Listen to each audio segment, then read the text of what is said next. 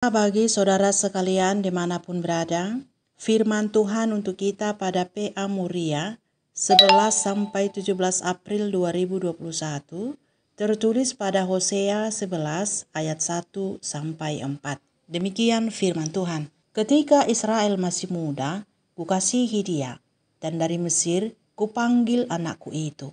Makin kupanggil mereka, makin mereka pergi dari hadapanku. Mereka mempersembahkan korban kepada para Baal dan membakar korban kepada patung-patung. Padahal akulah yang mengajar Efraim berjalan dan mengangkat mereka di tanganku. Tetapi mereka tidak mau insaf bahwa aku menyembuhkan mereka. Aku menarik mereka dengan tali kesetiaan, dengan ikatan kasih. Bagi mereka aku seperti orang yang mengangkat kuk dari tulang rahang mereka. Aku membungkuk kepada mereka untuk memberi mereka makan. Sampai di sini firman Tuhan. Saudara-saudara Muria yang terkasih di dalam Yesus Kristus, firman Tuhan yang menjadi perenungan kita pada PA Muria ini secara keseluruhan menceritakan tentang kasih Allah kepada bangsanya Israel dan tentang perilaku bangsa Israel yang tegar tengkuk, bangsa yang tidak setia dan tidak mendengarkan panggilan Allah. Bahkan mereka berpaling kepada berhala-berhala, mempersembahkan korban kepada Baal dan membakar korban kepada patung-patung. Padahal Allah sangat mengasihi mereka. Allah memanggil mereka dengan sebutan anak. Hosea 11 ayat 1. Ketika Israel masih muda, kukasihi dia, dan dari Mesir kupanggil anakku. Tapi mereka tidak mendengar Allah. Semakin Allah memanggilnya, semakin mereka pergi dari hadapan Allah dan mempersembahkan korban kepada Baal dan membakar korban kepada patung-patung. Bukti kasih Allah kepada mereka bukan hanya memanggilnya dengan sebutan anakku, tetapi juga dengan perbuatan yang nyata. Allah yang penuh kasih setia mengeluarkan mereka dari penderitaan yang menekan dengan tali kesetiaan dan dengan ikatan kasih. Pasal 4 ayat 11 dituliskan, aku menarik mereka dengan tali kesetiaan dengan ikatan kasih. Bagi mereka aku seperti orang yang mengangkut kuk dari tulang rahang mereka. Bukan hanya itu, Allah merendahkan hatinya untuk memberi mereka makan. Dituliskan dalam ayat 4, aku membungkuk kepada mereka untuk memberi mereka makan. Walau begitu besar kasih Allah kepada bangsa ini, mereka tidak setia kepada Tuhan. Dan tentu Allah tidak membiarkan mereka berlaku tegar tengkuk. Dalam pasal 11 ayat 5-7 dituliskan di sana, Allah hendak menghukum mereka atas perbuatannya. Perbuatannya yang membelakangi Tuhan Allah, yang tidak mau mendengar suara Allah. Dikatakannya, mereka harus kembali ke tanah Mesir. Asyur akan menjadi raja mereka. Sebab mereka menolak untuk bertobat.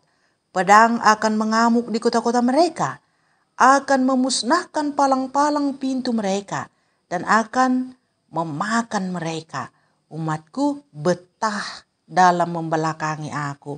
Mereka memanggil kepada Baal dan berhenti meninggikan. Namun belas kasihan Allah datang serempak. Hatinya berbalik dalam dirinya dan tidak akan melaksanakan murkanya yang bernyala-nyala itu. Sebab dia adalah Allah, bukan manusia, yang kudus di tengah-tengah umatnya, dan dia tidak datang untuk menghanguskan.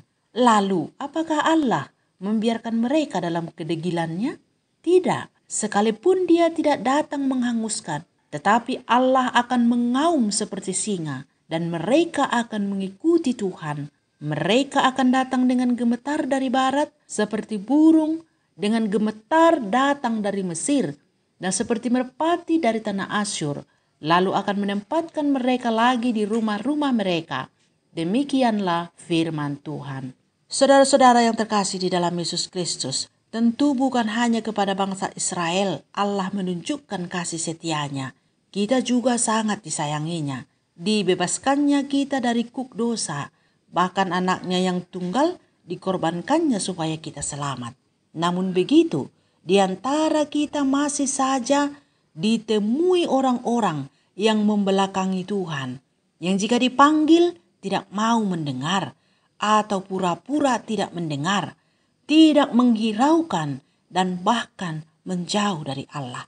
Dan yang lebih parahnya lagi, ada yang pergi kepada berhala-berhala, pergi kepada dukun, pergi kepada penguasa-penguasa kegelapan, memberikan sesajen dan persembahan, meminta petunjuk dan pertolongan, dan oleh karenanya patut dihukum dan dibinasakan karena tegar tengkuknya.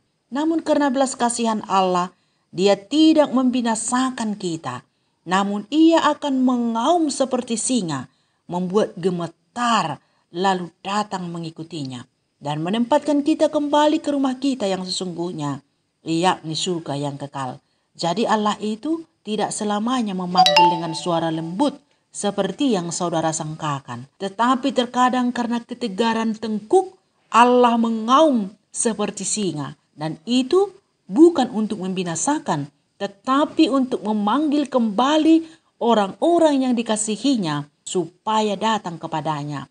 Allah tidak perlu mengaum jika saudara tidak tegar tengkuk. Saudara yang terkasih di dalam Yesus Kristus, sehubungan dengan HUT KAKR GBKP yang ke-131 diberikan tema PA kepada kita, anak yang kukasihi, dengan tujuan supaya kita mencontoh perbuatan Tuhan mengasihi bangsanya dalam memelihara dan membesarkan anak-anak kita.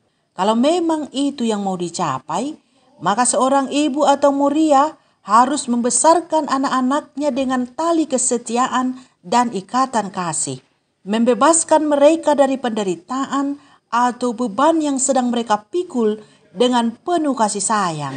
Tapi jika pada akhirnya mereka menolak untuk mendengar atau berpaling kepada kejahatan dan tidak menghiraukan panggilan, jika perlu mengaumlah seperti singa supaya mereka gemetar. Tapi ingat, jangan mengutukinya, sebab itu akan mendatangkan celaka baginya. Auman itu dilakukan untuk menyelamatkan mereka dari kejahatannya dan dari tegar tengkuknya. Jangan memanja-manjakan mereka, membiarkan mereka berkata-kata kotor dan memberontak terhadap orang tuanya. Jika dibiarkan saja, kelak mereka akan binasa oleh kejahatannya sendiri, bahkan bisa menjadi ancaman bagi orang tuanya. Tetapi di atas semuanya yang paling penting adalah ajarkanlah firman Tuhan kepada anak-anak.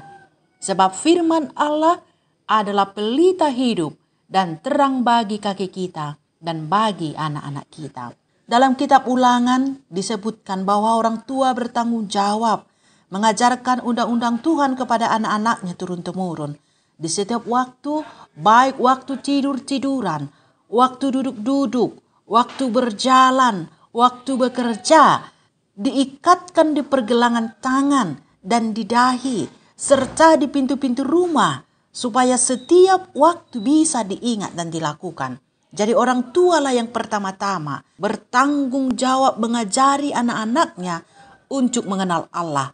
Namun di samping itu, mereka juga belajar dalam persekutuan orang-orang percaya dalam gereja. Dalam GBKP ada wadahnya disebut dengan KAKR, kebaktian anak dan kebaktian remaja. Mereka diajari para pelayan atau guru-guru KAKR. Guru-guru ini juga perlu mendapat perhatian dari gereja dan dari orang tua, membuat sermon guru-guru KAKR supaya guru-guru ini mampu memberi pengajaran yang sesuai dengan firman Tuhan. Sebab jika mereka tidak melakukannya dengan baik atau mengajarkan yang salah, itu akan berdampak buruk untuk kehidupan mereka. Bukan hanya sermon, tetapi kesejahteraan guru-guru ini harus diperhatikan supaya mereka semakin bersemangat untuk memimpin anak-anak ini memuji dan memuliakan Tuhan. Amin.